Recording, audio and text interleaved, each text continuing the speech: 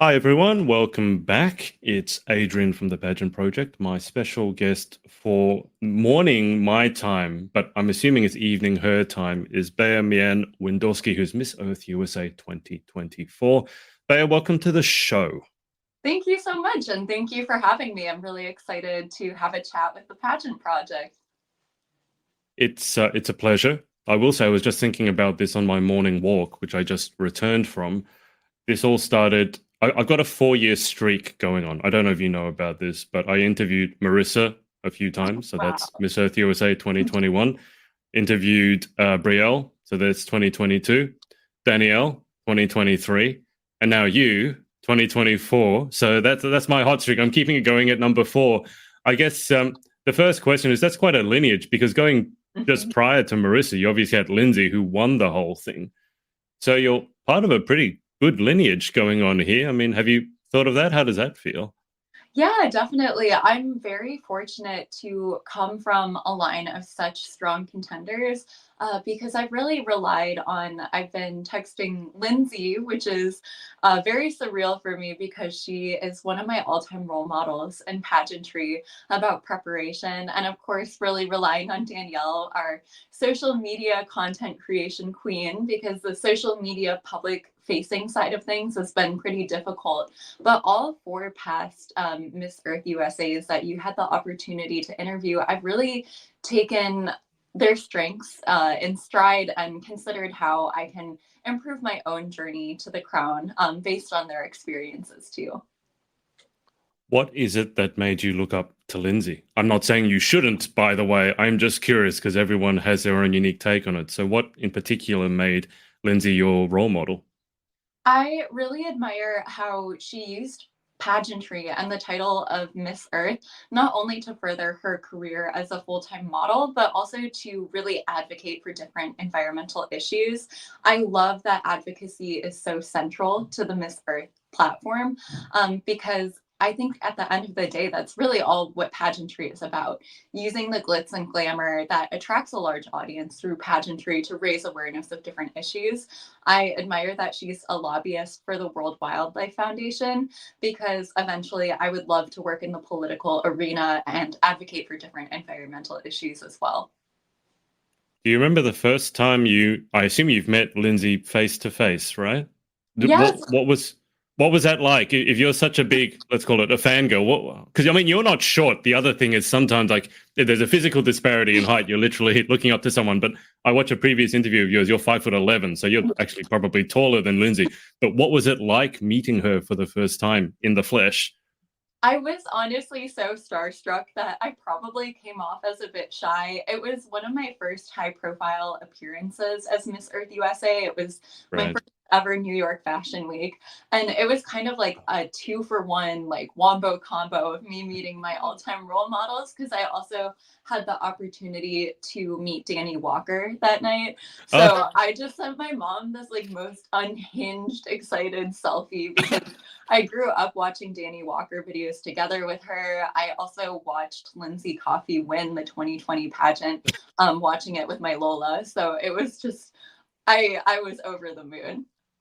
I'm surprised you didn't faint or just start bawling, I or mean, both. I was nearly there. More so, I just got nervous and was like, "Oh my god, it's Lindsay." And since then, have you gotten like more used to it, or has the appreciation of who she is sort of deepened over time as you've gotten to know her? It's a little bit of both. She's been really helpful in sending me materials to prepare for the hashtag round Miss Earth for the onstage Q&A, and a lot of mindset prep too. I really Mm. rely on Brittany, our production director at Miss Earth USA, who is also a former title holder and, of course, secured the Miss Earth Water crown in 2015. So it's been really great to have a support system of women who have been successful in this pageant system.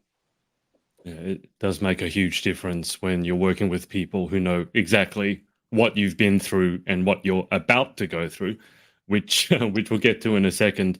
Alexandria here has said hi, Bea, and she's also said can't wait to see you slay at nationals. Do you want to say a hello to Alexandria?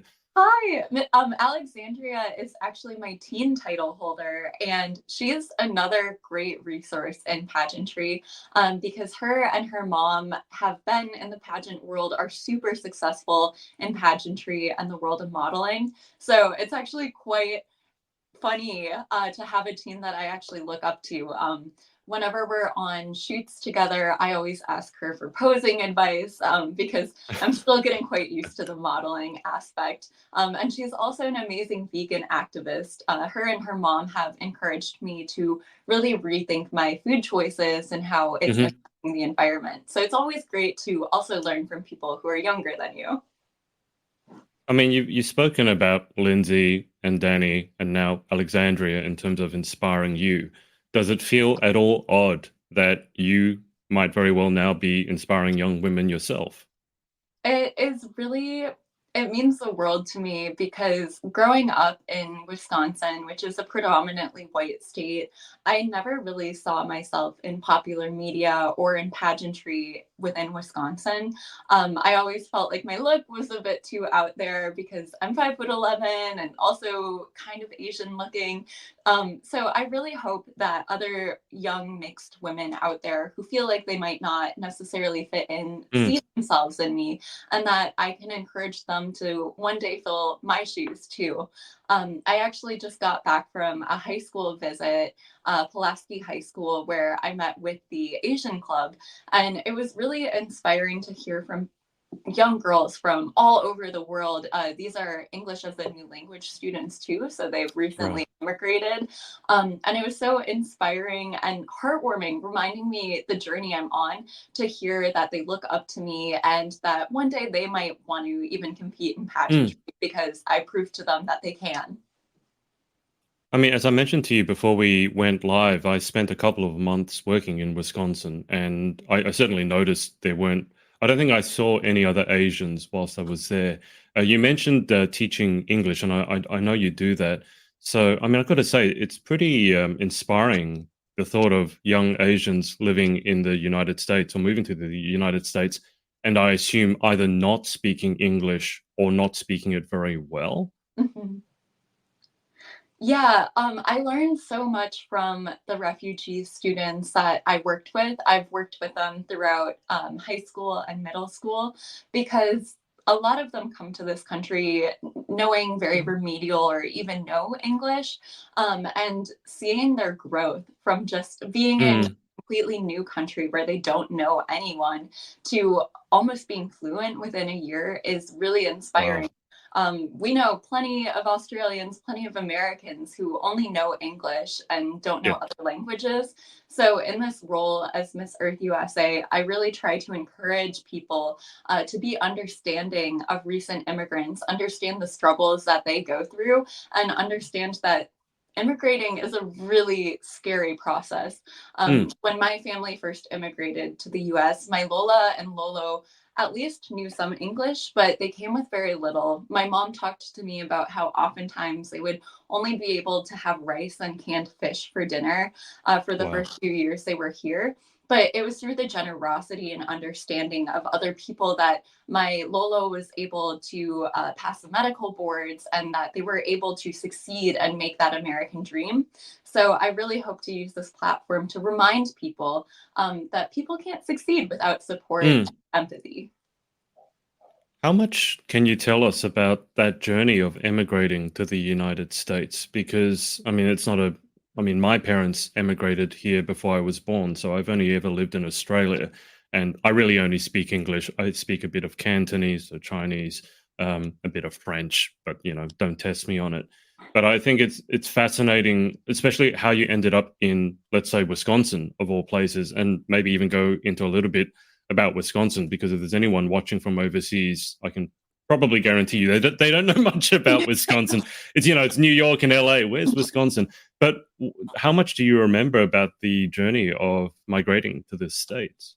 Yeah, I'm actually second generation on my mom's side, but she did tell me quite a bit about their immigration story. So they actually first came to Anchorage, Alaska, which it's hard to imagine Wow. Filipinos living in Alaska. Okay. But they came there because my great grandpa, my Lolo Apong Gregorio, was in the US Navy. That's how he gained his citizenship in the US. So he was based on a naval base in Anchorage. And then that's how my Lola and Lolo were able to get sponsorship. But my both my grandparents actually worked multiple jobs, working as janitorial staff, working in the fish cannery, Mm, while they were both trying to pass the medical boards in Alaska. wow. And it was quite difficult in Alaska since there's so many pressures, like how isolated you are. So then they started looking elsewhere. And it's actually Wisconsin where my Lolo finally passed the medical boards and gained his residency in Milwaukee. So that's how they ended up here. And there's actually quite a strong but small but mighty Filipino community in Milwaukee. We have community gatherings every year for Christmas. And it's really inspiring to see how Filipinos in Wisconsin have not only integrated with a very Mm. predominantly white state, but they've also persevered and preserved their culture. I learned tinikling growing up, like the traditional dance with the sticks. And that's not something that you would ever imagine being in the Midwest, because we're known to be kind of all we have is beer, cows, and cheese. Yeah, I was mentioning to you that was my first experience of fried cheese curds and some very, very strong beer when I was working over in Wisconsin. I just want to go back to what you mentioned. So your descendants were working janitorial jobs or multiple jobs, which I guess a lot of people would turn their nose up at, and yet Mhm. they were studying medical boards, so to become doctors, which just, I mean, to clarify, a lot of people would place janitors, maybe it's not so aspirational, and doctors are kind of the opposite. Like a lot of people aspire to be doctors. So how much does that speak to that the immigrant sort of desire, the hunger, and that lack of pride to just work and do whatever it takes in order to actually be who you are, for want of a better phrase? Because I mean, it's not easy to become a doctor. You need to know a lot, and obviously, they're studying medical boards. Sounds like they had to try on several occasions. That's a pretty inspiring tale right there. Yeah, my grandparents have always taught me the importance of hard work and also prioritizing my education rather, because of them being university students in the Philippines, having a medical degree, having a nursing license in the Philippines, and then the complete 180 when they came to the US, having to work Mm. on their hands and knees. My mom remembers they couldn't afford childcare. So her and my tita Alma would actually play in the office buildings that my grandparents cleaned. And it goes to show how important immigrants are to the fabric of the United States. Unfortunately, there's been a lot of assumptions around immigrants and their want to find new economic opportunities in the US. But at the end of the day, these people are just looking to make a better life for themselves. And I think it should be inspiring that the US is having the best and brightest from all over the world want to immigrate to our country, and that it's really beneficial that we're having these different perspectives, these people Mm. who want to work hard. Because my Lola and my mom, they're both nurses, and Filipino nurses have historically fulfilled roles that American nurses won't take on. During the AIDS epidemic, it was actually Filipino nurses who immigrated and filled in that labor need. And during COVID, despite only 4% of nurses in the US being Filipino, they made up 23% of COVID related deaths for healthcare workers. And that Wow. goes to show how Filipinos are willing to put in the work and care for other people, even at risk for themselves. Can I ask you a bit more about the Filipino community? And obviously, you have your experience. You're not speaking for the entire country or anything like that. I know the Filipino community predominantly through pageantry, where they're very supportive, very loud, very passionate.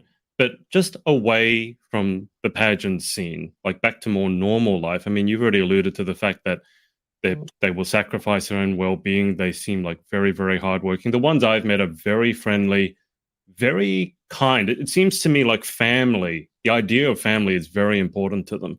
But can you give perhaps the people watching, maybe they're from America and they don't know much about the Filipino culture outside of pageantry, what does being Filipino, or at least part Filipino, mean to yourself? To me, what's really central about being part of the Filipino diaspora is the bayanihan spirit, this concept that you are always trying to help out people from a similar background to you. You're looking to uplift other people, that camaraderie. And a Hmm. lot of people are really surprised when they say, I'm Filipino, Polish, American. They're like, oh, Filipino and Polish, that's such an interesting mix.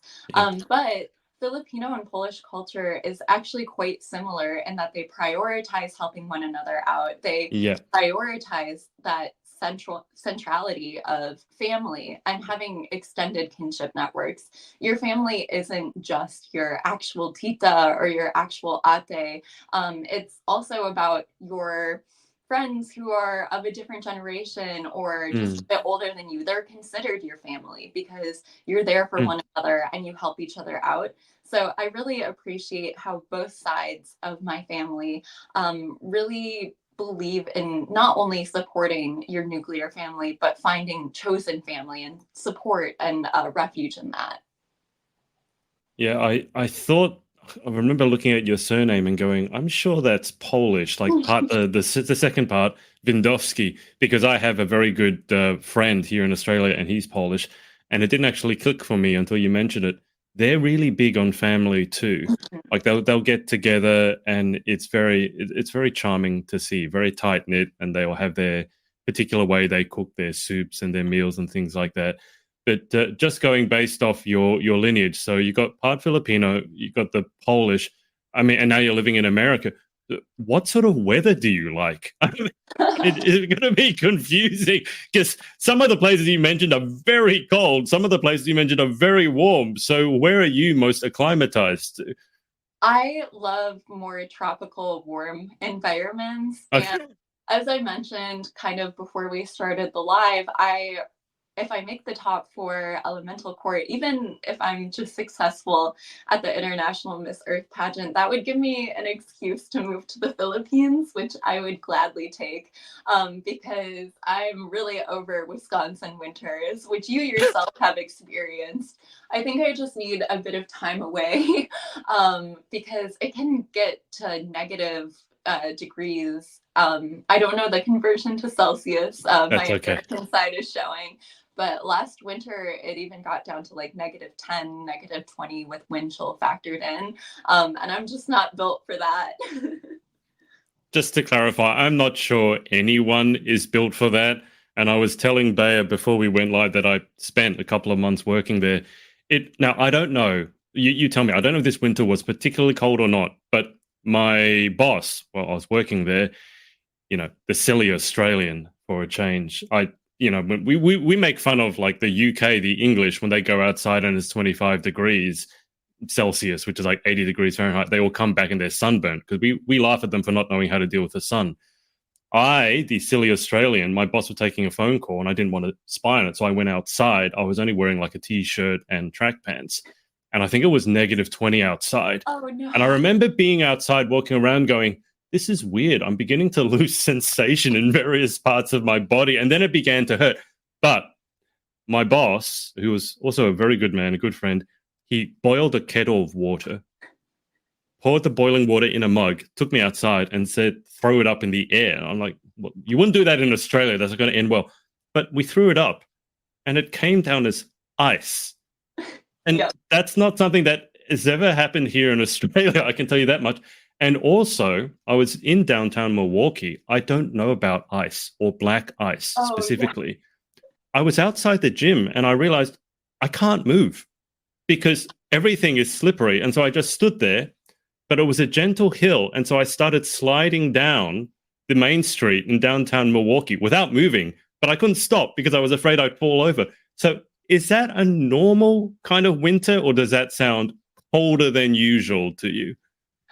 This past winter was actually quite warm because you couldn't do the water trick, but you can do Okay. that most winters. And at my university, we actually have a yearly tradition where the lake by our university freezes over. So we all go on it and have this like day party, and the whole university comes together to celebrate, play ice hockey, and raise funds for childhood cancer fund. So that Wow. just goes to show we make the best out of the really freezing cold. And I will say, I do prefer the freezing cold to dry heat. I just really prefer Hmm. tropical heat. I feel like anytime I'm in tropical heat, that's what I was meant for.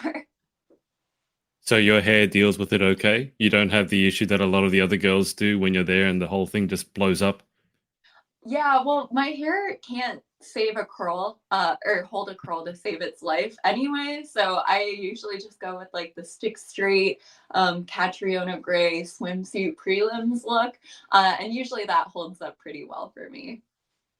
Yeah, well, I think if you're following in Catriona Gray's footsteps, you're probably doing okay.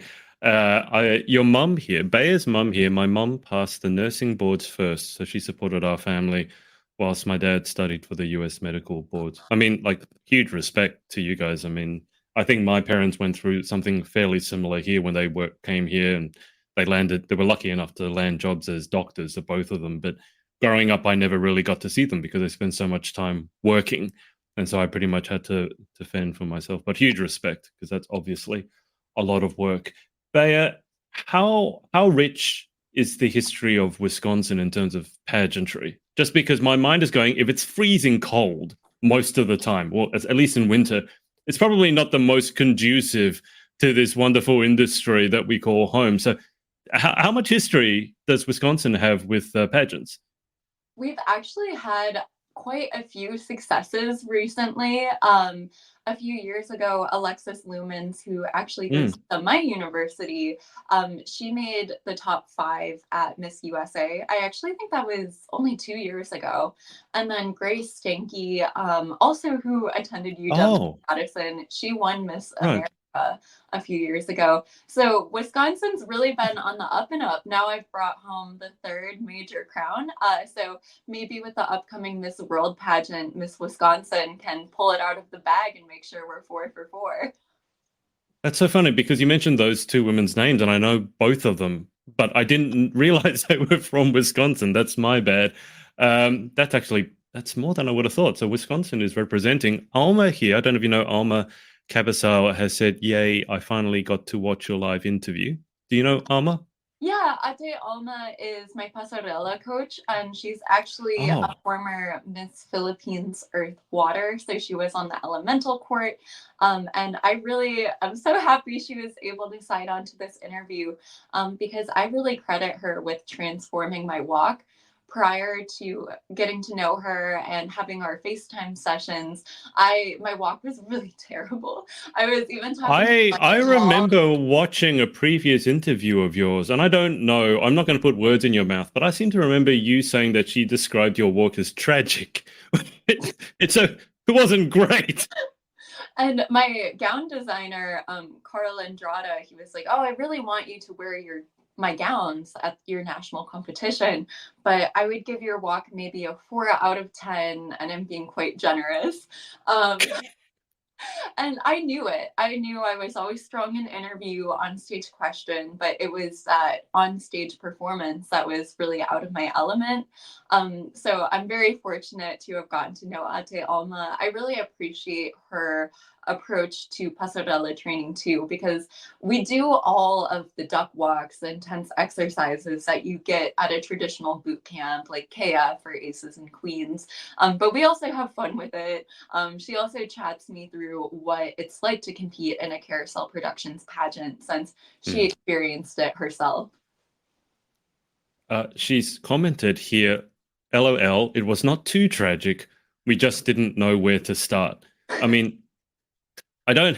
The first part of that sentence seems to contradict the second part. I mean, look, let your walk couldn't possibly be worse than mine. Okay, so if you're 4 out of 10, I'm a 1 out of 10, but I'm 6'1" on a bad day, maybe a bit taller on a good day. I do tennis. I don't dance. I'm very musical, but I just don't dance.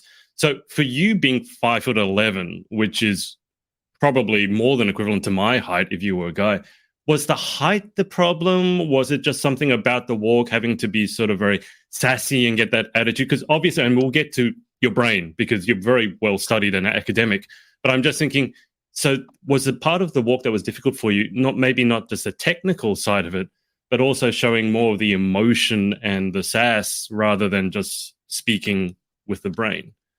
It was definitely a confidence issue too, Yeah. because in high school and for the first part of college, I was really quite awkward. I hadn't grown into myself yet. So we also worked on, yeah, serving up that sass. And anytime I'm on stage now, I kind of just black out.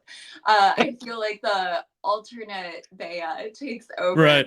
like the other side of me, because in my regular life, I'm quite giggly. I like to really flex the more nerdy side of myself. Yeah. So being sassy and having that confidence, especially during swimwear, is kind of the antithesis to who I am on Mm. a day-to-day basis. But the approach that Ate Alma took, which really helped me a lot, is just repetition. It's relying on that muscle memory, doing the same thing Yeah. over and over. So when I black out on stage, my body just does what it needs to do.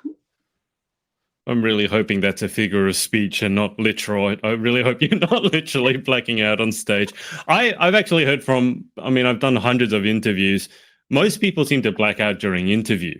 Like if you ask the girls, oh, how was it? They come and go, I can't remember anything I said. I can't remember any of the questions. But you say you're blacking out on stage. But I mean, for you, when you do interview, which is probably your more natural milieu, so to speak, do you black out after the interview as well? Do you remember what you said? I remember parts. So for the Right. Miss Earth USA Nationals, I didn't remember too much. I remembered I made the judges laugh on the way out. So it was like at least if I did anything, I made them laugh. But my friend Elena, who was Miss West Virginia Earth, so we got quite close because we were Yeah. always grouped together being W's. She was like, Bea, I can tell you're really in your head that you weren't happy with how the interview went. Just center yourself and try to get it together for the preliminaries and then the finals on stage performance. Because I'm sure you did great. Knowing you, talking to you, you probably nailed the interview. And she was right because I ended up with Mm. a high point interview at the end of the pageant. So I think it's just when it's a really high profile, high pressure, anything, that's when I kind of black out and let my training take over. So it sounds like you're your own worst critic. Yeah, definitely. I think I got a lot of those attributes from I did pre-professional ballet for years and years, and you're always taught to be hypercritical of your moves in the mirror. And I'm also a classically trained cellist, so those are two very detail-oriented. You nitpick even the smallest Yeah. mistake. Yeah. I'm glad you brought up the cello because I wanted to ask you about that. But it's funny because your mum literally just before you spoke about ballet wrote this. Bea was also a Milwaukee ballet school student. She danced on point. The director of the school told her that a boy would break his back trying to lift her. She was 5'9" and 114 pounds at the time. That's not a very nice thing to hear as a young girl growing up, though, is it? I mean, you don't want to hear that. Yeah, I had quite a difficult relationship with body dysmorphia for the longest time because of ballet. And Yeah. that's unfortunately a common theme you'll hear with a lot of young girls who did ballet. And I'm really happy to see pageantry and modeling actually Mm. move in the way of progress in a way that I hope also impacts ballet in the near future, because now, and I think this has to do with social media, the atomization of beauty standards, anyone, and regardless of body type, regardless of physical features, can garner an audience if they resonate with Mm. personality, with their physical attributes. So I'm really happy to see how inclusive, especially pageantry, is becoming. Yeah. Let me ask you about cello. I wanted to ask you about this because I'm a classically trained violinist. And Oh, so very I, cool. s- I started at the age of two and a half. I don't remember what my first lesson was, but tell me a bit about your experience with the cello, because I have interviewed a few classically trained musicians, but I think you're the first cellist. I've interviewed quite a few pianists, but I think you're my first cellist. So tell me a bit about your background with the classical music. I started at the age of 8 or 9 on cello, and I remember I really wanted to play violin because my older sibling Sunny plays violin, and I was like, "Oh, they look so cool, and it's so light, and you can carry it around everywhere."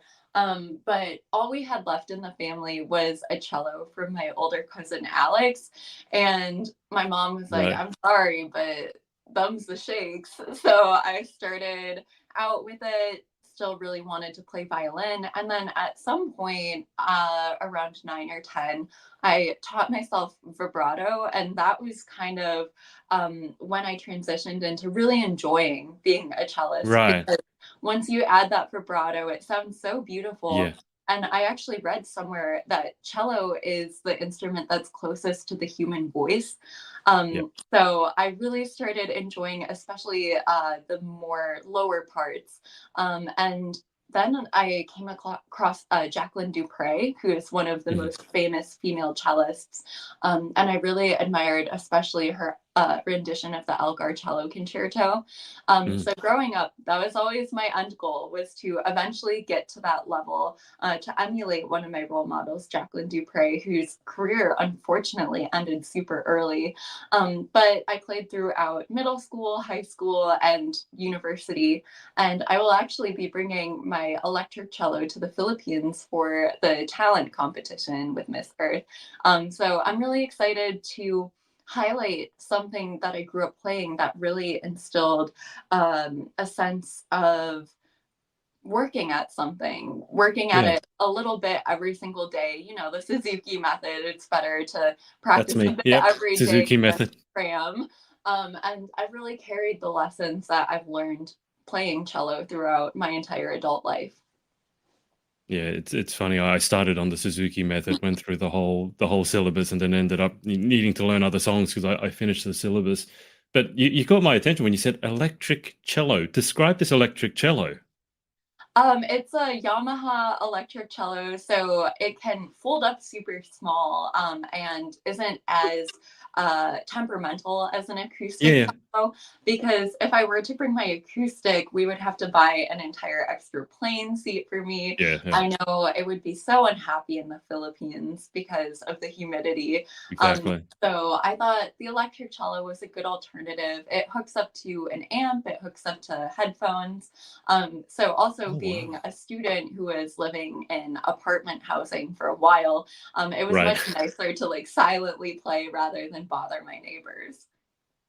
That's because I've been looking into getting back into my violin, and I've always been fascinated by the electric violin because it doesn't have the traditional body. So if you don't have it plugged into an amp or your headphones, it makes literally no noise. But the sound of it must be quite different to an acoustic cello, though, right?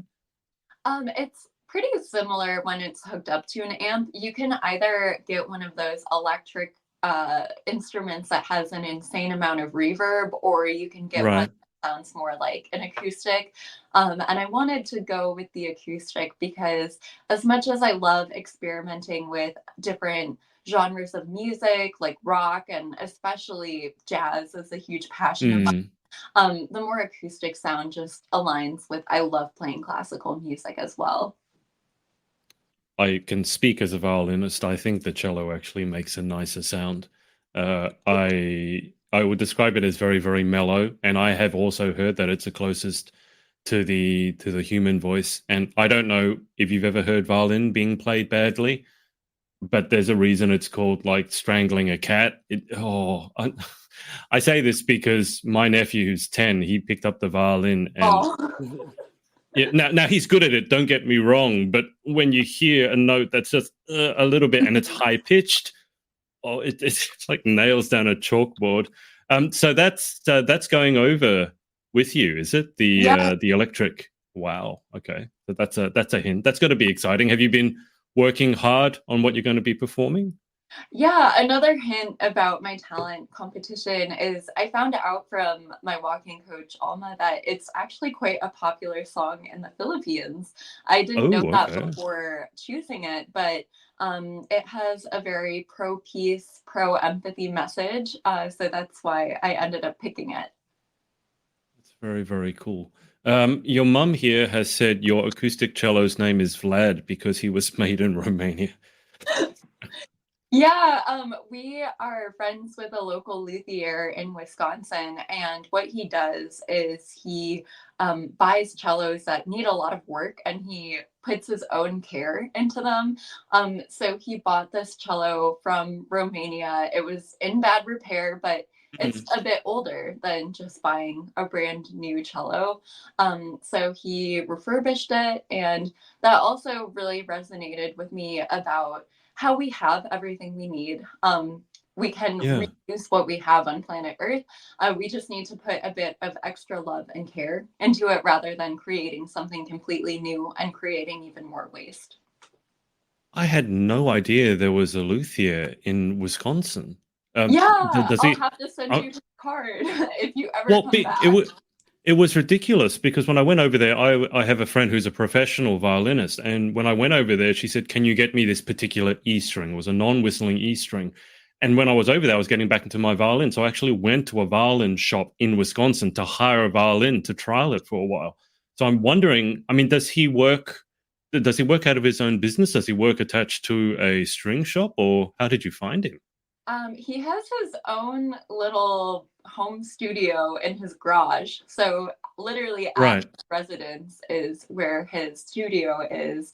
And we met him through my cello teacher at the Wisconsin Observatory of Music, Charlie Rasmussen.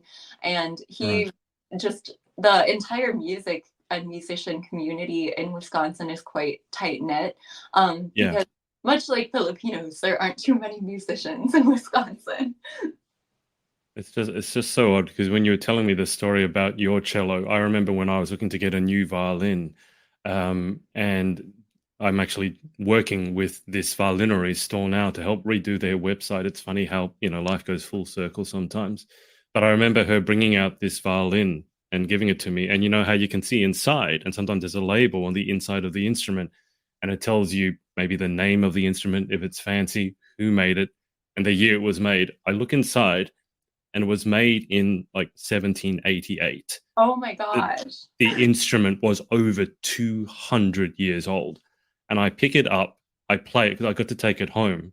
Terrified to drop it, by the way, because, With and that. it made this is the most beautiful sound I've ever made on a violin. And so it's funny when you mention that, the old versus the new.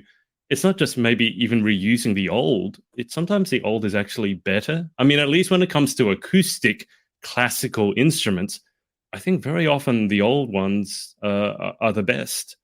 Yeah, and that also resonates with me, even with something like fashion.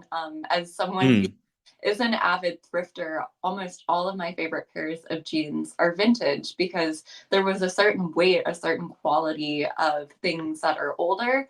So yeah. that's why I also encourage people within the fashion industry and now even maybe within the luthier industry, to return to our ancestral modes of production.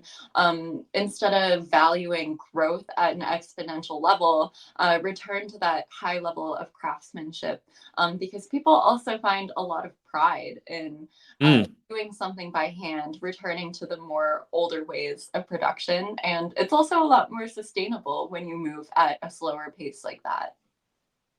Do you have any particular thoughts on fast fashion? I mean, I know it has a huge environmental impact. Funny you mentioned jeans because textile waste seems to be one of the ones that contributes most to landfill. At least that's what I've seen and heard myself. Yet on the other side, you have all these influencers who do the fashion hauls. And, the fast fashion, let's face it, sometimes it is cheaper. Not always, but sometimes it's a lot cheaper than a quality piece of clothing. And if you can't make ends meet, then I understand. Similar with, I think I said in one of my previous interviews, like junk food. You know, Yeah. the junk food is not good for you, but it's cheaper. And so you sort of go there. Do you have any thoughts as to what we can maybe do to address, let's call it the issue of fast fashion? I am really passionate about sustainable fashion because Hmm. while my advocacy and my platform more has to do with climate displacement, I also more broadly encourage people to consider how their everyday consumer choices have an impact on those across the globe.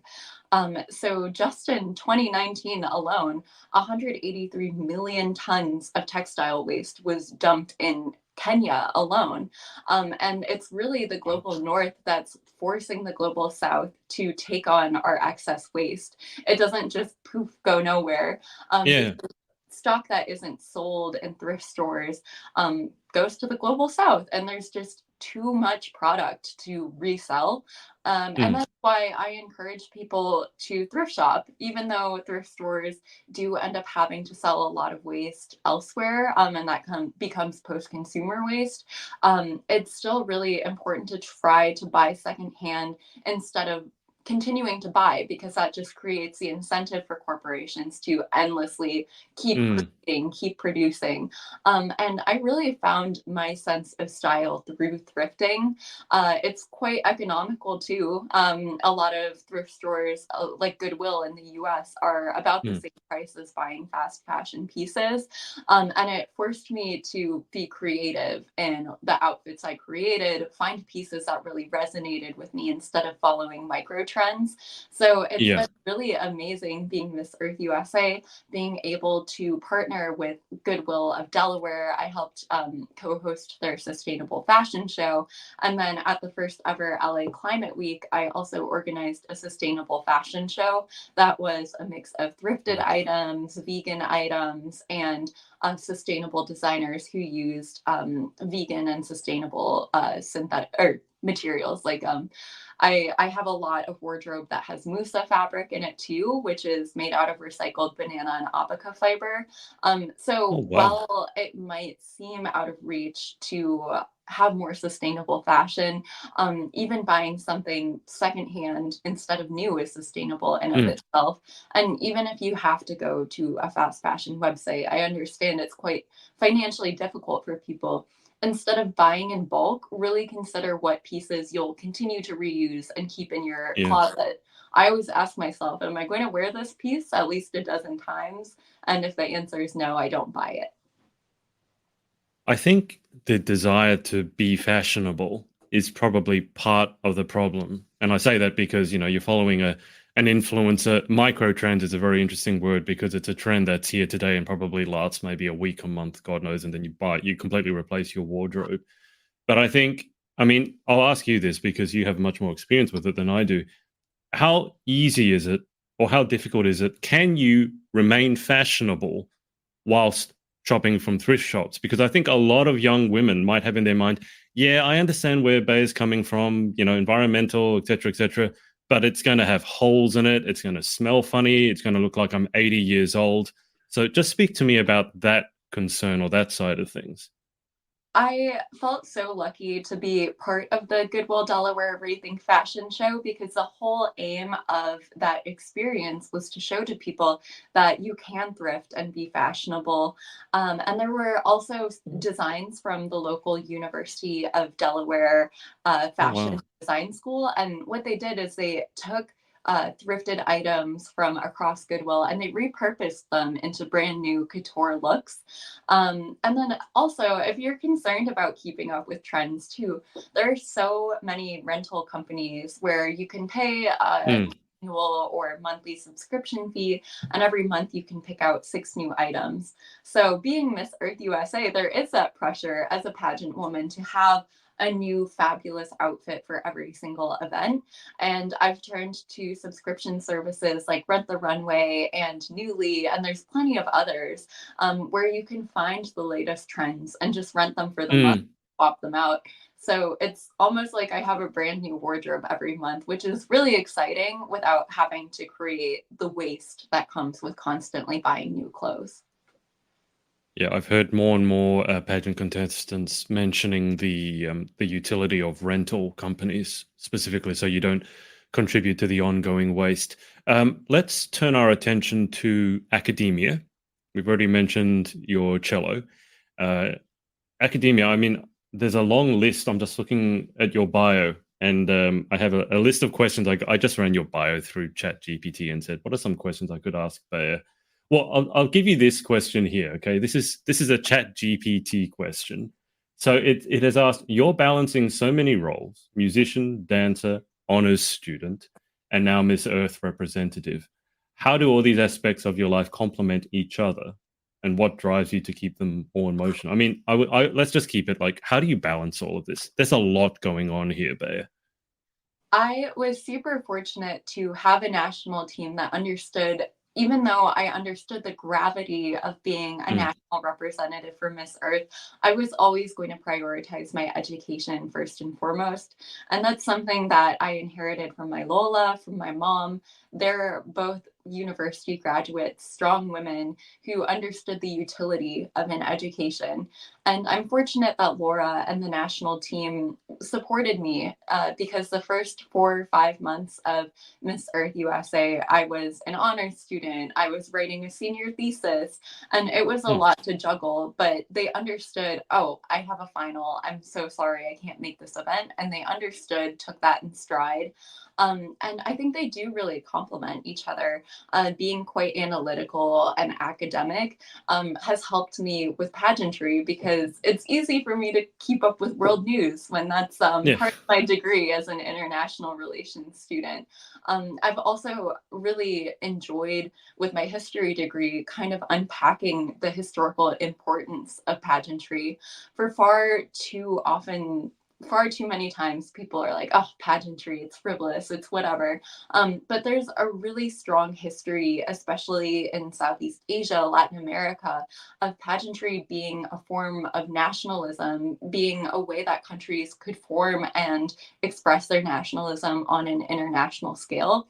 And in the era of post colonization, pageantry was a really important vehicle for developing national identity. And eventually, I actually want to write a book that talks about my experiences as Miss Earth USA and has interviews from other international contestants.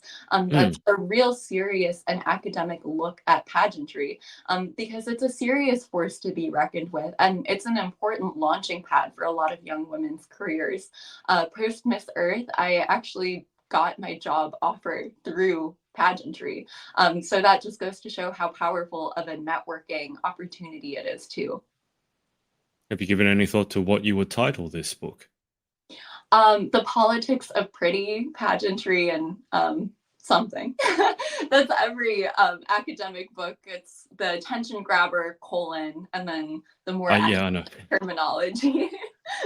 I've published a few books myself, and yeah, you're exactly right. It's always the one to grab the attention, followed by colon and a bit of an explanation or a teaser to follow up. How has all the prep been going? I mean, first off, what did you study in uni? You mentioned a couple of things there, and also, what did you write your thesis on? I studied both international relations and history, and then I got a minor in Southeast Asian studies. And I wrote Right. a thesis on Filipino nationals who served in the US Navy and Coast Guard during the Cold War, because my Lolo Apong, my great grandfather, gained his citizenship by serving in the US Navy. And I thought it was quite an interesting relationship, the fact that you are not even the nationality of the armed forces you're serving, but it's a pathway towards citizenship. So I Mm. looked at the imperatives of why people joined, but also kind of the day to day struggles that they faced in the Cold War era. Unfortunately, a lot of these men faced racial discrimination, unfair treatment, and I really wanted to show the perseverance and the sacrifices that, again, immigrants make within the US.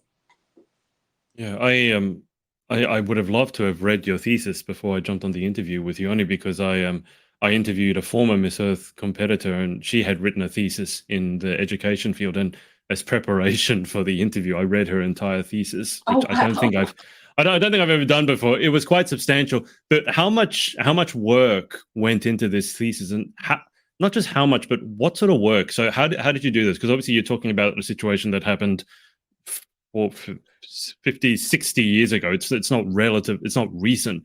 So was it interviews? Were you digging through documentaries? How did you go about doing this work? It was quite an extensive project that I actually Yeah. worked on for an entire year and a half. I was Wow. also a Hilldale Fellow at my university, where the university provides you funding to go travel to conduct research for a substantial project like a senior thesis. So, through that opportunity, I conducted research at the archives in the Library of Congress, as well as the National Archives in DC. And there were existing collections of interviews from Filipino nationals who served in the US Navy. I got a lot of those from the Library of Congress, but I also conducted my own interviews as well through newspaper clippings, through the books I'd already read. I tracked down some of these men to actually get their day to day experience. And one of the most Wow. beneficial aspects of working on this thesis is my thesis advisor, Professor Alfred McCoy, is a very important figure in Southeast Asian history. And we met every single week for a year and a half. So being able to get his perspective as someone who has a very long and storied career in the field of academia was really insightful. Prior to winning the Miss Earth USA pageant, I actually wanted to apply to PhD programs, become an academic, become a professor. And he was like, well, that's all well and good. The field of academia is just not the smartest to go into right now. So he encouraged me to pursue law, to pursue more public facing roles. And I'm really grateful that I was able to scratch that itch of creating a comprehensive thesis and to conduct intensive research, but also to have that guidance to seek out other career opportunities as well. It sounds like you spent an awful lot of time in libraries, Bea. Yeah. And I wanted to spend even more time in libraries. But something I'm appreciative of for Miss Earth USA is that it taught me to dream bigger. Growing up, Hmm. I always wanted to be a politician or work in international affairs. But as I entered university, I was like, oh, I need to be more realistic. Not everyone can be a high powered Yeah. politician, lawyer. But achieving this opportunity and being able to take it in stride, along with being a student, along with having part time jobs, has taught me that I'm more capable than I know, and that I should seek out a more public facing role if that truly is my dream. Well, I mean, being a high-powered politician, you're always in the public eye, and generally, at least in this day and age, it automatically means 50% of people in the world are going to hate you, which is one of the things I really, really dislike. Um, but I just have a question. So you spent the better part, you said, of a year and a half working on this thesis. It doesn't sound like it was easy. It sounds like it was a lot of work, predominantly indoors in libraries, probably with your glasses on because your eyes have gotten so tired and, dust and all that stuff.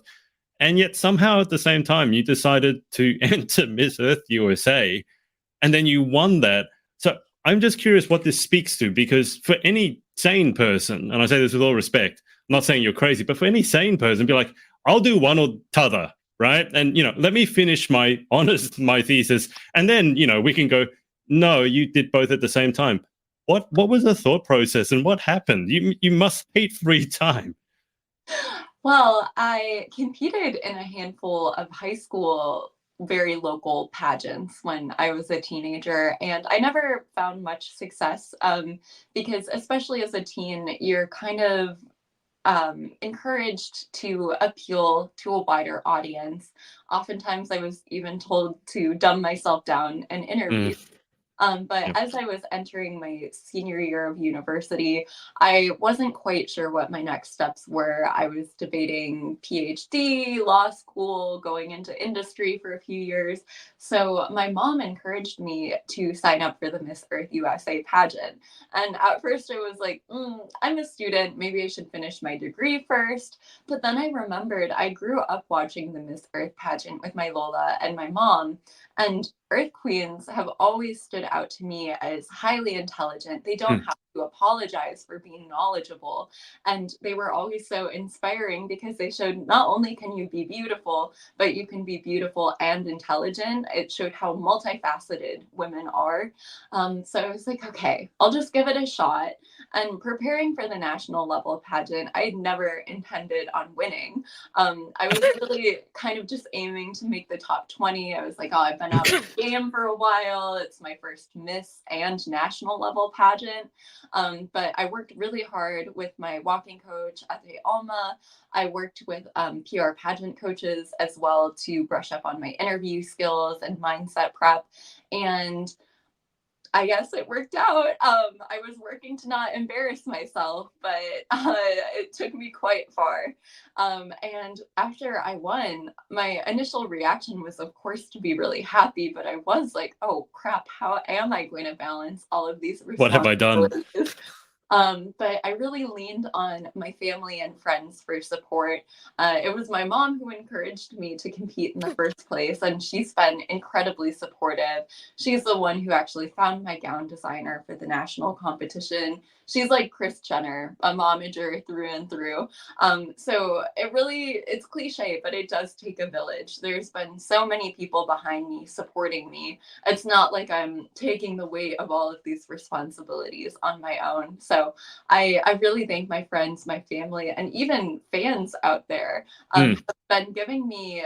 A lot of people would take criticism as a negative thing, but I view it as an opportunity for growth. And anytime a fan messages me something I can improve on, I really take it more like free pageant coaching than them trying to get under my skin or anything like that. So just going back when your gown designer, I think you said, gave you a 4 out of 10. What do you think he would give you now? Are we 5 out of 10? 6 I out? think we might do like a solid 7.5, maybe 8. And we're going to improve even more because I'm working with Tito Raj at Kadangan KF walking camp. So I'm really excited for that opportunity because I know a few other Earth Queens are preparing in that boot camp environment as well. So I think it'll be really nice just to meet some of my sister queens beforehand and for us to all work towards the common goal of improving our walk. Can I just go back to what you mentioned about competing as a teen and having to kind of dumb it down?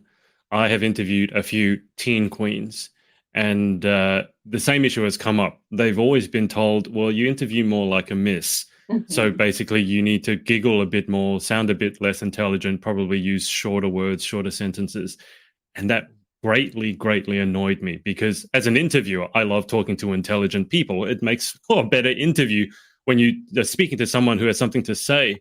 Have you, given that you're highly intelligent, highly educated, and you have big aspirations, have you found intelligence to be a double-edged sword? Or maybe I should more specifically ask, as a woman who obviously has a glamorous side, have you ever felt like you need to kind of dumb it down even as an adult because other people find it too intimidating, or you're too nerdy, or maybe you're too outspoken, even though you're not outspoken? But sometimes when you can put an argument together, people say, "Oh, you shouldn't say that. You're going to kick the hornet's nest, so to speak."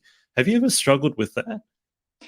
It's definitely a push and pull. So when I Hmm. started competing in pageants in high school, it was actually because I did competitive debate all throughout my 4 years. Oh, right. Continued in university. And a lot of people, and I would agree, found me quite acerbic. They thought I was really aggressive and terse in how I presented myself. So my mom signed me up for my first ever pageant without telling me. And I was so mad at first because I bought into all those preconceived notions, assumptions that people have about pageant women, the and such as clip. Yeah. But it did teach me how to soften my approach and how to make what I believe more palatable, because you need to meet people where they're at. You can't just overload them with information and be like, oh, well, just because you don't believe this, like I factually backed it up. Why aren't you listening to me? Exactly. But it did teach me the importance of having a softer touch. And now in university, I graduated, but in my last semester, it was quite interesting to be in these highly academic environments, but to also be a pageant title holder. I took this graduate level anthropology class because I wanted to have the formal training it took to conduct interviews with other pageant women and pageant interviewers to work on my book one day. And a lot of the students, my colleagues, didn't really think very highly of pageantry. The anthropology class actually had a feminist lens too, so there was that additional pressure. But I hope I was able to challenge their preconceived notions of who pageant women are, to show that we're multifaceted and we're competing not to tear other women down, but we're competing to improve ourselves. I am a very externally motivated person. So having the pressure of preparing for a pageant really pushed me to hit the gym every day, to read up when I normally would just sit in my bed and scroll. So having that external pressure, I'm really lucky to have pageantry to work towards. I think you are the first person I've ever interviewed who has used the words acerbic and terse in an interview. I love this. We're covering new vocabulary here. Let me ask you a bit of an odd question. How do you feed your brain? Because it's been my experience. I sound like bragging, but I'm quite intelligent as well. So much so it got me into trouble in high school. I ended up having to see a psychiatrist. He told me your problem is you're bored at school because it's not challenging enough. And I was like, yeah, duh, I could have told you that. But how do you feed that brain? Because doom scrolling, social media, so often I find it dumbs everything down. It's an echo chamber. It makes you think everyone hates you or everyone loves you, both of which are equally as bad in my book. So how do you actually maybe disconnect or whatever it is and just feed the curiosity and the machine that's up in here? It was quite easy when I was still in university because taking Right. Yeah. history as a major, we were reading upwards of 700 pages of material a day.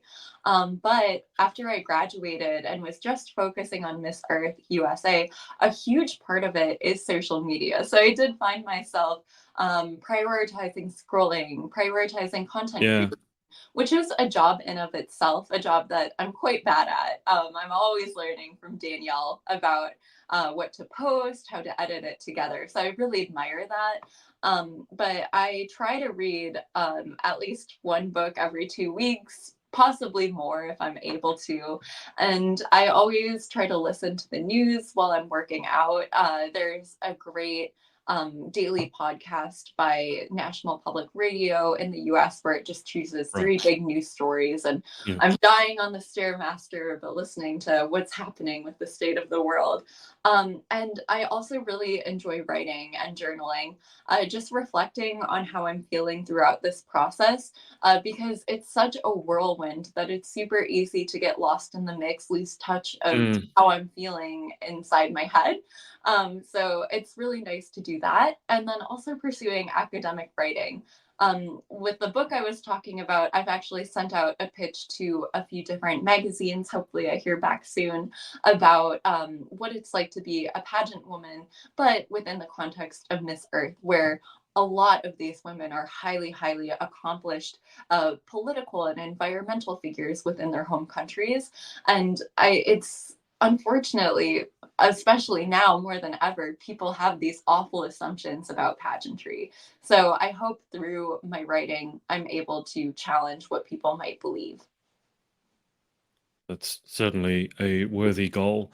You mentioned that one of the classes you were in, you had some issues with, well, I mean, we've all struggled with issues with preconceived notions about pageantry. And in fact, if I'm honest with you, that's probably the reason I started this whole journey for myself interviewing pageant girls 7 or 8 years ago, was because I had certain preconceived notions, but I hate having them. And so I was like, okay, you think this way about this industry, but you don't know anything about it. So maybe you should actually do some research and check before you jump to preconceived notions. And then here we are 7 years, 8 years later, and I know different. But it's interesting when you mention the feminist lens, so to speak, because I understand sometimes where they're coming from, right? Mhm. Their arguments. I don't need to rehash them. I think they're well understood. But to me, at the end of the day, the reason I support pageantry in its essence is because you guys find it empowering. Otherwise, you wouldn't be doing it. You enjoy it, yes, but you also find it empowering. And I think one of the big things that you mentioned is you use it almost like as a springboard, as an excuse. External motivation, I think, is the phrase you used, which I think is a good one, because it gives you a reason to go to the gym. And I'm very much the same. I know that it would be better if it's internally motivated, but let's face it, if I'm getting up on stage in a bikini, I'm going to be hitting the gym and maybe watching what I eat, not starving myself, but just being more mindful.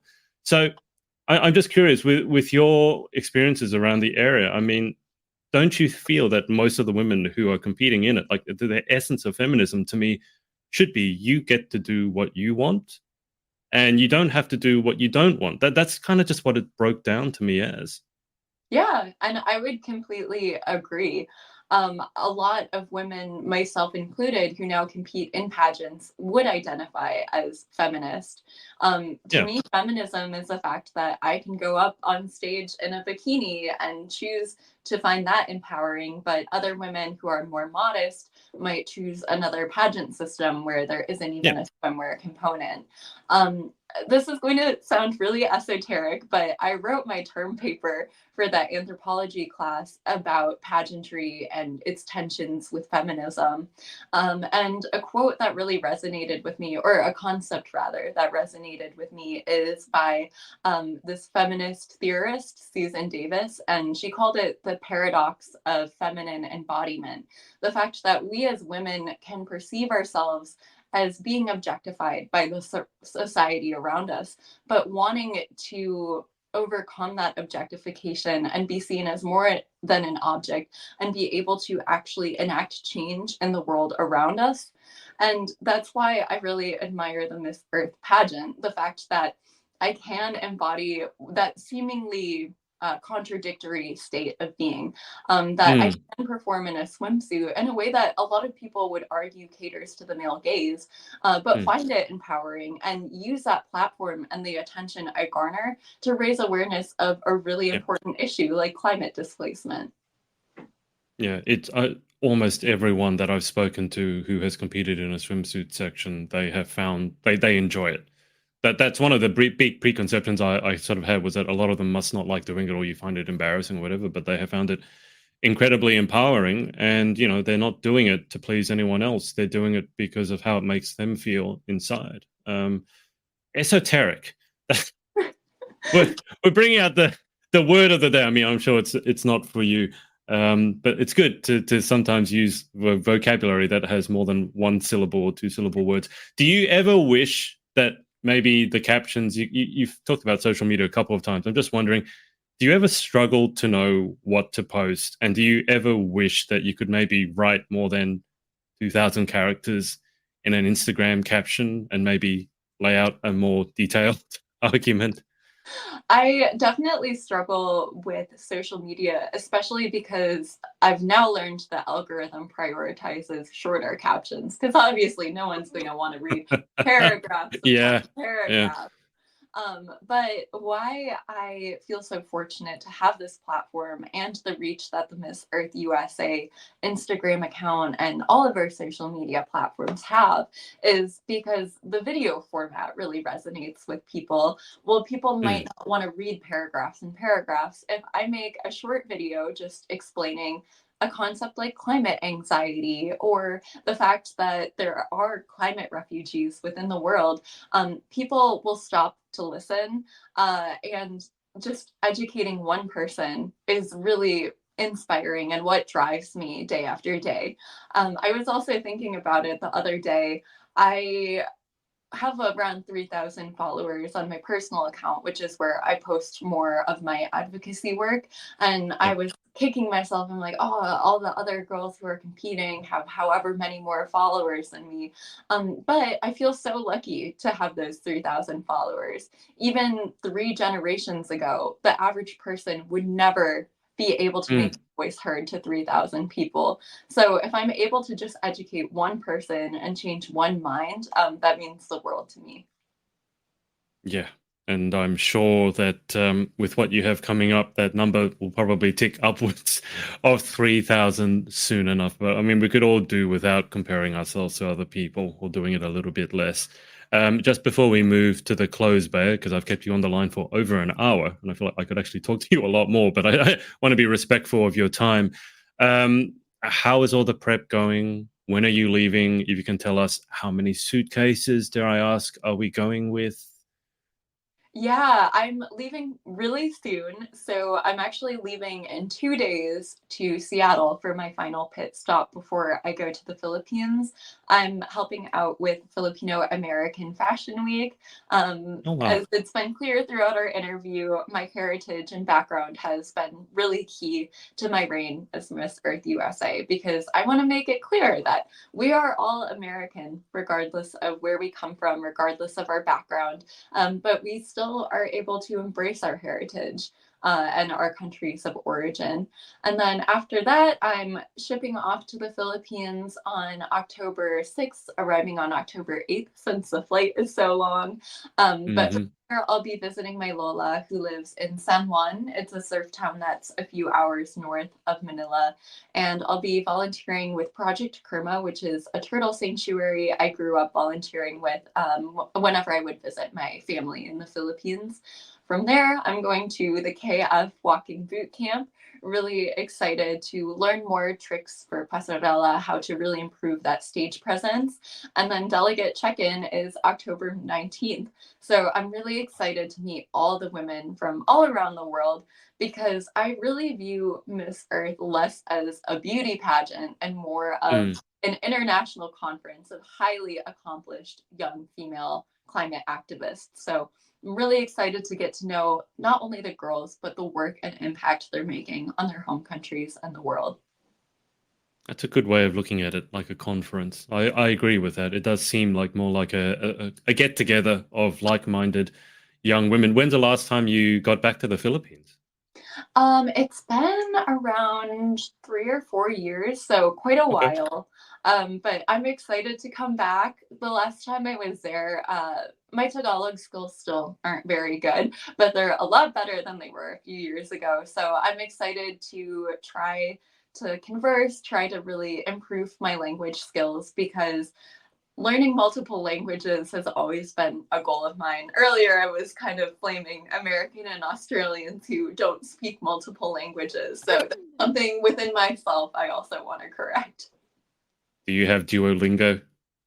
I do. And then I also have this app called Drops that is specifically focused on learning Tagalog. But I use Right. Duolingo to try to brush up on my French. Similar to you, Right. I speak some. I can say a few phrases, but C'est definitely très mal. on it. C'est pas bien. Mon français it's not good. It's been so long since, and I struggle to really. How are you with a French accent? Because it's such a beautiful language. I feel like you could say anything you want to in French and it would sound beautiful. How's your accent? My accent is pretty bad because I intended on minoring in French in university. But there was this exchange student I met at a party, and then she was complaining about how early the bars close. And I was like trying to converse with her in French. I was like, "Oh, we could go here next." And from the first "Bonjour, ça va?" She was like, "If you Yeah. can't speak French well, don't speak it at all." I have it on good authority from a friend of mine who has spent some time in Paris that if you're American and you try to speak French, they don't like it. I thought your accent was actually very good. I've heard worse. Believe me, I've heard a lot worse, most often from my own mouth. But anyway, just before we get to the final 10 questions, is there anyone that you'd like to give a shout out to? Yeah, I would love to give a shout out to, of course, my family. My mom and my tita Alma, who was actually just over for dinner, have been so incredibly supportive throughout this journey. It's easy to be like, oh, pageants, that's so out there. Why would you want to compete in them? But from day one, they've been incredibly supportive. My dad is getting around to being a pageant dad. He took a while to get there. And I would also love to thank my team, Laura, Brittany, Ariel, Joanne. They've helped me every step of the way. Preparing for an international pageant is incredibly daunting, but they've helped me with things like mindset prep, finding wardrobe. I'm also incredibly thankful to all of my fans out there. It's crazy to even say that I have fans because when I was visiting with the high school earlier, one of the teachers came up to me and was like, "Oh, you're like a celebrity to them. They really look up to you." And while that can be huge shoes to fill, a huge role to play, it really means the world to me that I can inspire other people who might not feel like they fit in. I really want to be a voice for people to stand up for what they believe in and reflect their heritage, their personality, and be true to themselves. Well, when you're 5'11" and in heels, I'm just saying you probably should get used to people looking up to you, whether it's literally or figuratively, or both. So, all right, let's get to the final 10. Have a bit of fun. Number 1, what is your favorite word? Oh, that's a good question. I like the word onomatopoeia because it does sound like an onomatopoeia. The word means a word that sounds like the sound it's describing. So I think it's fun. You're getting so many words that I've never heard in like hundreds of interviews. I'm sure no one's ever used onomatopoeia or assonance or any of these words. All right, number 2, what is your least favorite word? Probably because it's something I'm working to get out of my interviews. It's super easy to fall into, and it's a shortcoming a lot of people have, but I'm really trying to get it out of my vocab. So you're an person, not a like person? Yeah, definitely an person. And I also tend to start my sentences with so and yeah. I think you're being a bit too harsh on yourself, but I do see where you're coming from. Number 3, in life, what gets you excited or what turns you on? Definitely something that's intellectually stimulating. When I really found my passion for pageantry was actually when I could find an academic lens to look at it through. I Mhm. always enjoyed pageantry in high school. I always enjoyed getting to know the girls, but having that extra layer of analysis with understanding the history of pageantry, how important it was to certain social movements, has made me all the more excited about my journey as Miss Earth USA. And what turns you off? Definitely people who are so set in their beliefs and so sure about certain stances without trying to understand the other side. I'm definitely outspoken in my beliefs that we need to be accepting and welcoming of immigrant and refugee communities, but I've also done my due diligence to understand the other side and actually address those concerns. As someone who did debate in high school, I really appreciated that you had to learn both the affirmative and negative side of a Mm, topic, because it just helps you understand the world so much more.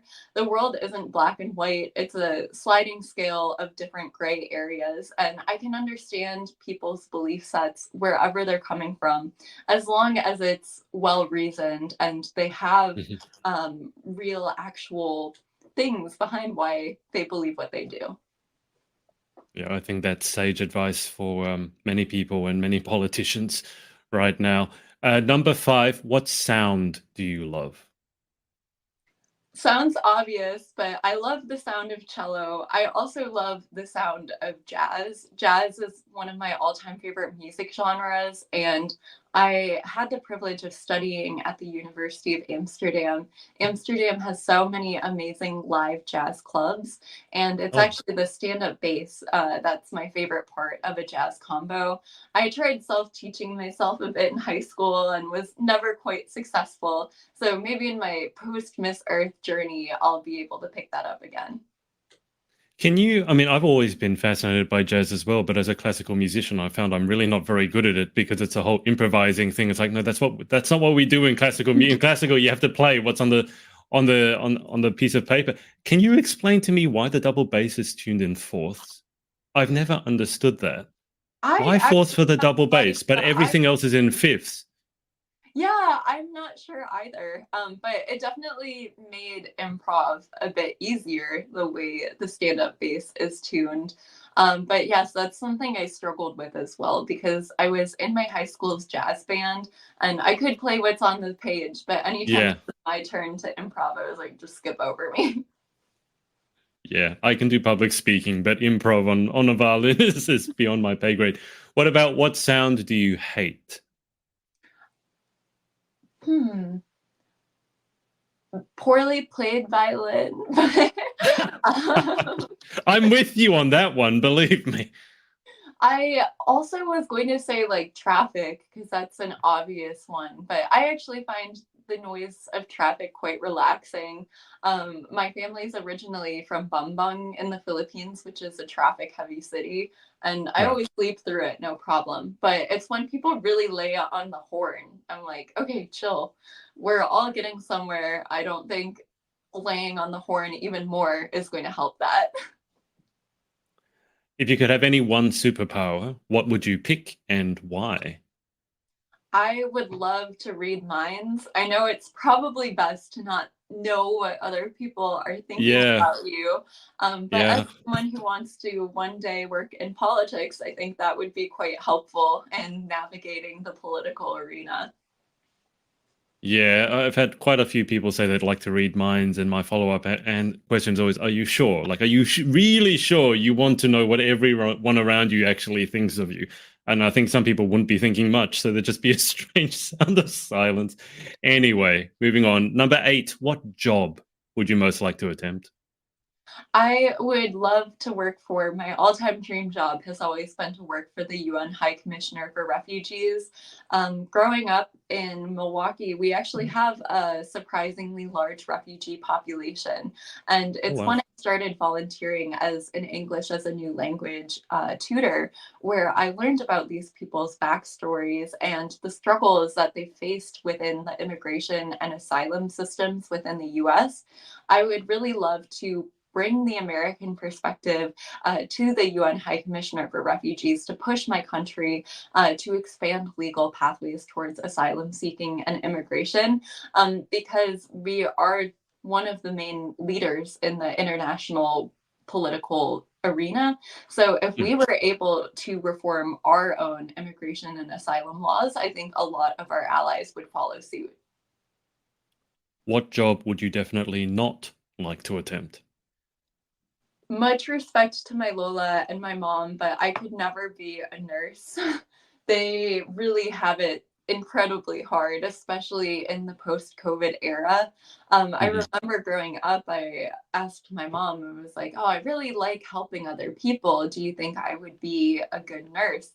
And she was like, "Well, if you don't want to change a bedpan, then probably not." Yeah, a glamorous life it is not. Final question. If heaven exists, what would you like to hear God say when you arrive at the pearly gates?